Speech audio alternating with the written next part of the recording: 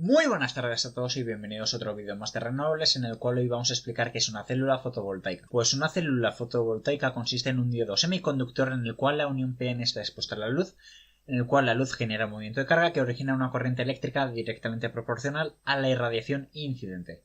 Es decir, es como si fuese un fotodiodo. ¿Qué es un módulo solar?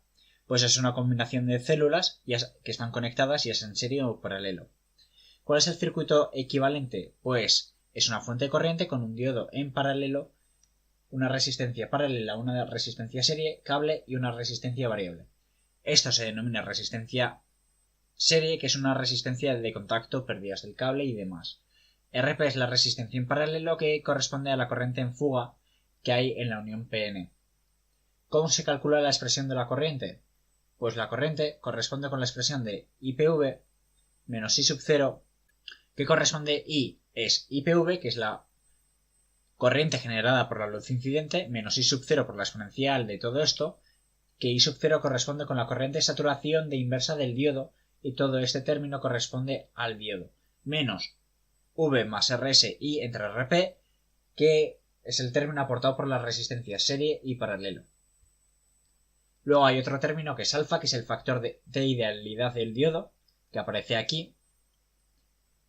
Y luego la tensión Vt, que es Ns por K por T entre Q, en el cual Ns, que es el número de células que están en serie, que es la K, la constante de Boltzmann, que es la T, la temperatura de la unión PN, y Q, la carga del electrón.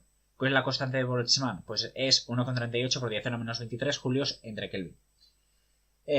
¿Cuál es la corriente PV? Pues IPV es ISC, que es la corriente de cortocircuito más KI por T menos T nominal por G entre G nominal, que es la G, es la irradiación incidente, y la Gn, pues la nominal.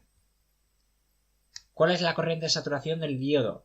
La cual depende de la temperatura, porque la corriente del diodo es I sub 0 nominal por T nominal entre T elevado al cubo por la exponencial de todo esto. Vale, pasamos a lo importante, las curvas características. Cuando nosotros representamos la curva característica de una célula fotovoltaica, lo que tenemos es en el eje Y tenemos la corriente en amperios y en el eje X la tensión en voltios, en lo cual con una tensión de unos 2,8, una corriente de unos 2,8 amperios es horizontal hasta que llegas a unos 0,4 voltios en los cuales se empieza a caer. En los cuales en el punto en el cual cortas al eje de las X corresponde con esta tensión, que es la VOC, que es la tensión de circuito abierto, y la ISC, que es la corriente de la cual partes, que es la corriente de cortocircuito. Es decir, empiezas la gráfica o la curva característica en la corriente de cortocircuito y acabas en la tensión de circuito abierto.